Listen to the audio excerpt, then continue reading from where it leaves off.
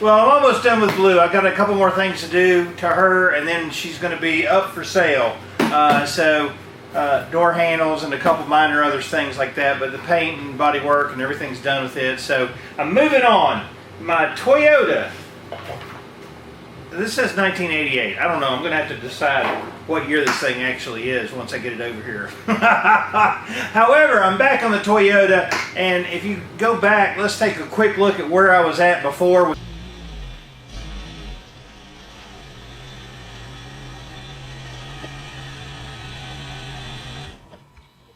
Alright, like I said, we got air in the tires, but this thing is nasty. It's got mold everywhere. I know the plates are expired, so I don't really want to get pulled over. I'm going to wash it just so it looks halfway decent, and then I can pretend I didn't know, right? You can see where the bed is getting worse and worse right in here, and this is just the typical Toyota rot, especially when your wife uses it as a dumpster and it just retains water. How awesome is that? It's going to have new fiberglass bedsides and a topper back on it, so this thing's going to look pretty sharp. It was originally red. I am going to paint it back probably a Toyota white. This is a Chevy white, so it is going to be a little bit different. But for the most part, all the rest of the parts besides the bed are in really decent shape. No big rust out spots, nothing like that.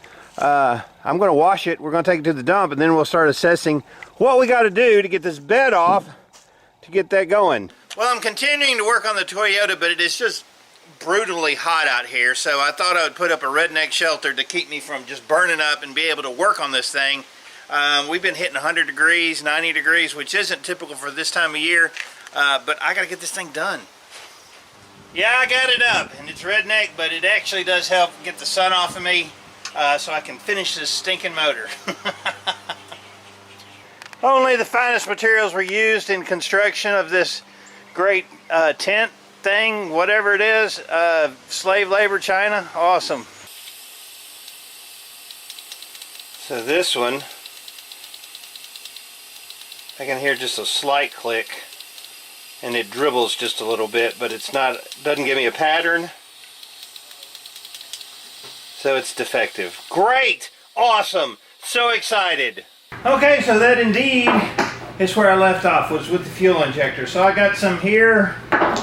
Here's a couple. Here's a rebuilt one. I don't know where the other ones are. These I ordered, and they are the wrong connector, and I don't know where the other one is, but I do have a tester and cleaner here, so I'm going to open this up that I bought on Amazon. I'll put a link down below, and we'll take a look at how this works to make sure that these injectors do actually work. The 1987 Toyota pickup trucks had like a round connector here, and the other ones had kind of a square one. So rather than changing out all the connectors, I understand that these are a different ohm value.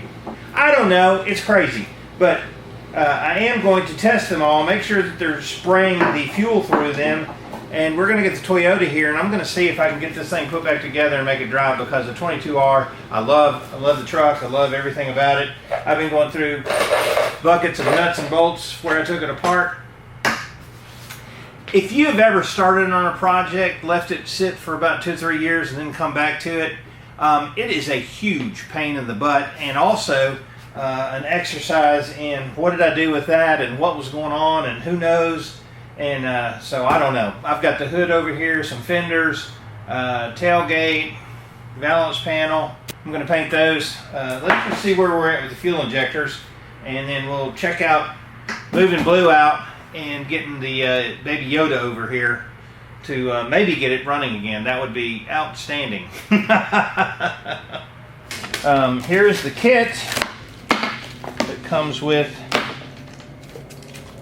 the injector tester cleaner thing, mode set. I'm going to have to read this thing to see what we do, but you hook it up, hit pulse or mode or something, and we'll see if we can get these to squirt a little bit of junk out of them. That'd be awesome.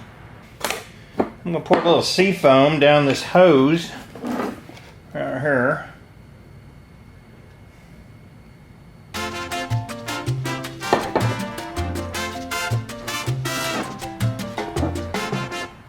Alright, let's get some in it.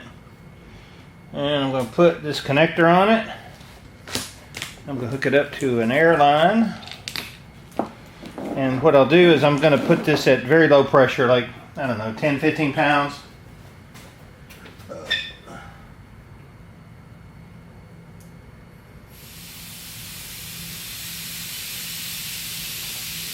There we go. All right. And let's see if we get anything coming out. Oh yeah, look at that. I don't know, can you see that?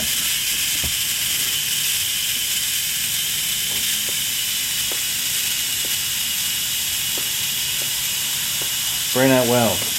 Mode 3. Whoa, longer pulse. 4, super long pulse. Oh, that one's long. So anyway, this injector seems to be working just fine. I'm going to go and unhook it, and I can check the other ones, but this works great. I like doing it this way by putting seafoam through the injector. If it pulses through with a little injector tester, you know it's going to spray like it's supposed to. If nothing comes out, then you know the injector's bad. So that's one good one. I just need 4. Okay, 3 of these. One's rebuilt. That's a rebuilt one, and I've got 2 used ones that tested just fine. Now I got to go get the fuel rail off the truck and see what the deal is with that. How many are over there, and did I lose any? This one is bad. This one does not spray anything. It dribbles a little bit, but that's about it. So there's something wrong with this injector, and it's one of the original ones.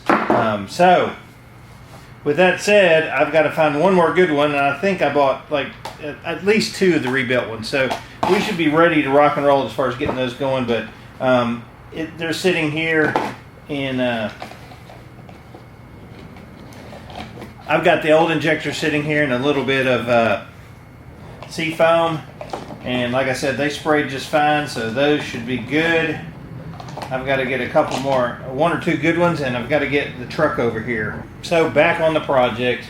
Like I said, when you get back and you haven't touched it for, I don't know, 2 years, whatever, yeah, it's no fun.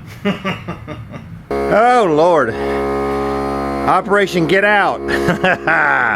It's been sitting here for probably 2 years. I'm airing up that last tire, and I'm gonna see how far I can get it down the hill here before I get it in the driveway. This is gonna be fun.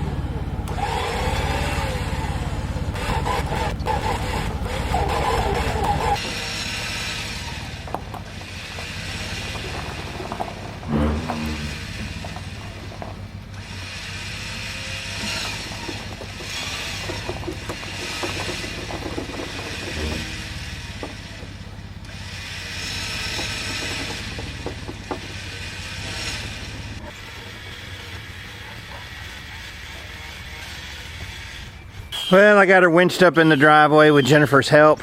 Pretty amazing to see the difference between the two. The Toyota actually sits really a lot higher than the Maverick, which I was kind of surprised about, but they will be the same color when I'm done.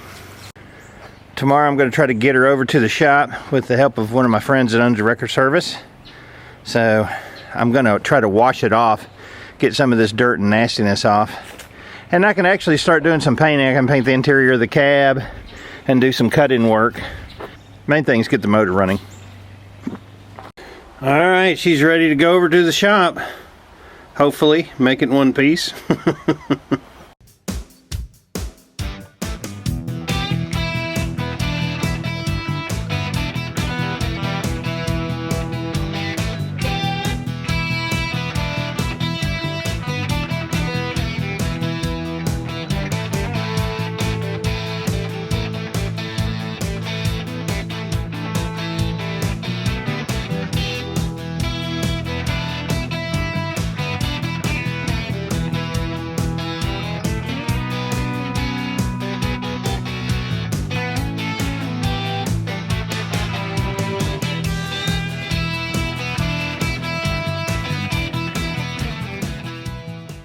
Well, with the help of Randy and Blue, she's inside. So that's a good thing. It's drying out. Let me tell you, this is a massive pain trying to remember where I was at with this dang motor. We shall see, right? I'm not exactly sure where I was at with it. But I know the fuel injectors have to go in. Alright, getting Baby Yoda over here is probably 90% of my battle of getting this thing finished now that I've got Blue.